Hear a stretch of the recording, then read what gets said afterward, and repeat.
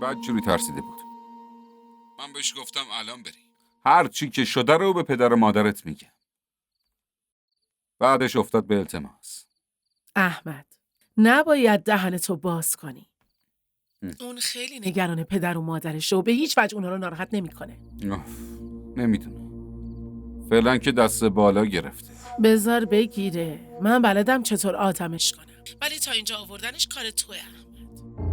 1 ساعت داری با من حرف میزنی. برو ببین کجاست. تو نشسته و با فرح حرف میزنه. آفرین. و تو اینجا وایستادی و برای من داری قصه تعریف کنی. برو کنارشون بشین. مگه نمیدونی فرح خیلی تیزه، مثل مریم ساده لوح نیست. ها، زود باش. الان میرم. حواسم هست. خداحافظ. باشه، خداحافظ. نه مریم، نه.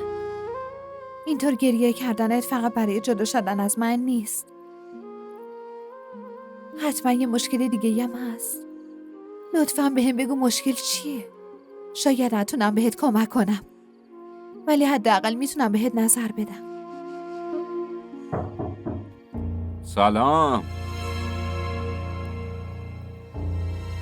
داداش احمد، میخوام ازتون یه سوال بپرسم.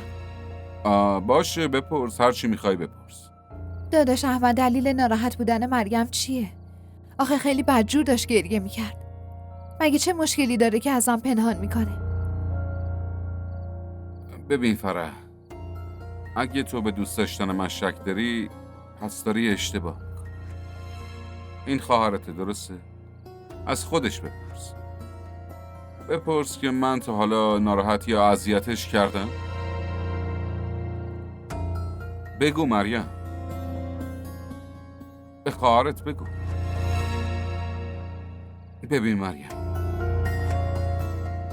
اگه تو اینجوری ساکت باشی، فرح ناراحت میشه. یه شکی تو دلش میمونه. فردا عروسیشه. میخوای با ناراحتی خونه شوهرش بره؟ اونجا چطور میتونه خوشحال باشه؟ آدمایی که امروز ازش خوشحالن و مراقبشن ممکنه به عنوان شوهرش و مادر شوهرش اذیتش کنن. اونا ممکنه خواهرتو ناراحت کنه، زندگی رو براش جهنم کنه. من که نگران دایی و زنده‌ای. فکر کن وقتی بچه‌شون رو جلوی چشم خودشون ناراحت ببینن به چه حالی؟ زنده میمیرن. خواهرتو باید با اعتماد و اطمینان کامل خونه خودش بفرستی مریم، مگه نه؟ حالا همه چی دست تو. به فرح بگو که هیچی نشده. بگو مریم. آره مریم، بگو مشکل چیه؟ تو داری عروسی میکنی و میری. واسه همین یهویی خیلی دلم تنگ شد.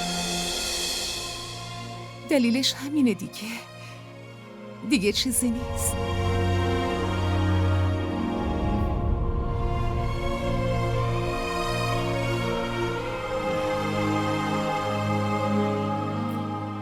دیدی فرح؟ بهت گفته بودم مشکلی نیست.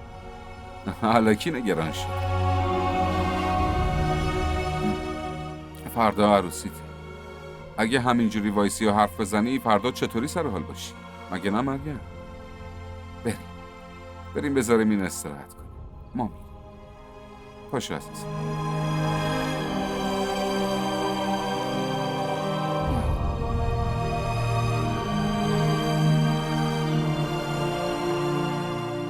برو بخواب. خواهرت خیلی حساس، زود گریهش میگیره. اما تو نگران نباش. فردا عروسیته، مگه نه؟ خوشحال باش.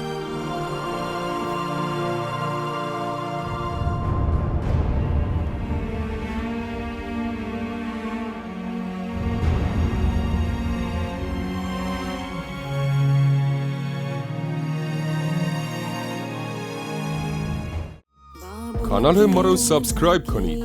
حمایت شما به ما روحیه میده. मुस्कान सी भोली सी